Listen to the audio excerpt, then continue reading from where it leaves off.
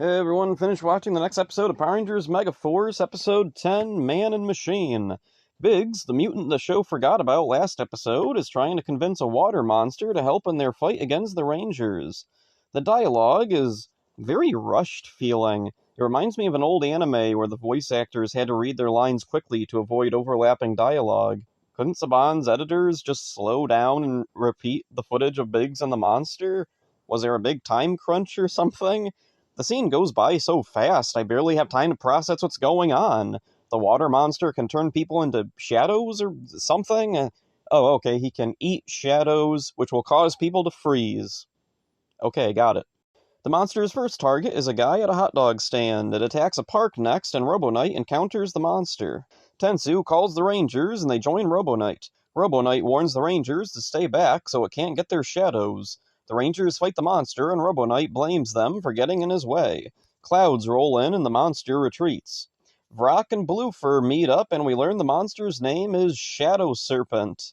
Not particularly creative. And the scene isn't relevant, so I guess it's just supposed to be establishing that Vrock or Bluefur will get involved later.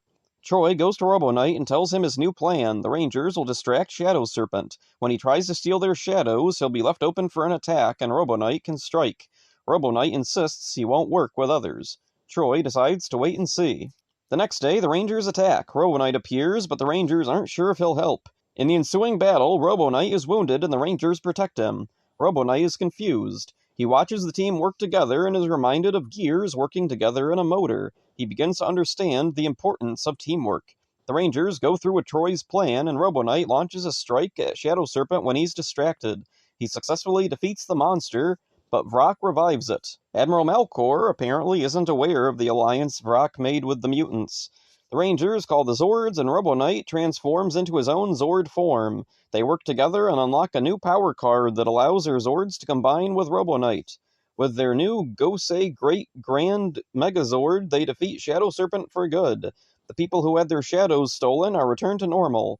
Robo Knight agrees that he and the Rangers have the same mission, but he's still reluctant to join them. This episode is almost a good one, but it just needed a little something more. Gosei, once again, is completely superfluous. Tensu calls the Rangers. Why did we even need both of them? Well, because Mighty Morphin had Zordon and Alpha. Robo Knight is a cool character, and he's also something the crew can't slap Mighty Morphin's superficiality over. Slowly, he's learning the benefits of working together. The scene at the park where he talks to a kid whose parents were frozen by the monster reminds me a lot of Blue Centurion. I'm kind of surprised Robo Knight isn't just a new Blue Centurion. I just realized they probably still had the Blue Centurion suit, so they could have had Robo Knight team up with him. Nah, no callbacks to the past allowed in this anniversary season that's supposedly celebrating the past. There was a missed opportunity with Shadow Serpent. He should have been voiced by Ari Boyland, doing his Scottish accent. Shadow Serpent is based off the Loch Ness Monster, a Scottish monster. It would have fit perfectly. Shadow Serpent's voice isn't bad, though. It's crazy and manic and stands out from the many other deeper-voiced monsters.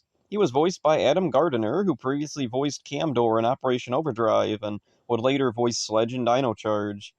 This episode featured a small comedy bit that fans liked. The guy at the hot dog cart asks for a hot dog with extra mustard. Shadow Serpent freezes them, and we see the hot dog vendor is stuck squeezing mustard on a hot dog. At the end, when they return to normal, the guy says he asked for extra mustard, but this is ridiculous. For whatever reason, this line fans found funny, and the line even made it to a t-shirt. I think the fans were becoming a bit passive-aggressive at this point. They felt like the show was wasting time, and the anniversary aspect was being ignored, so they put all their focus into a goofy bit that wouldn't stand out otherwise. That's it for this one. Hope you enjoyed it. See ya. I said extra mustard, but that's ridiculous.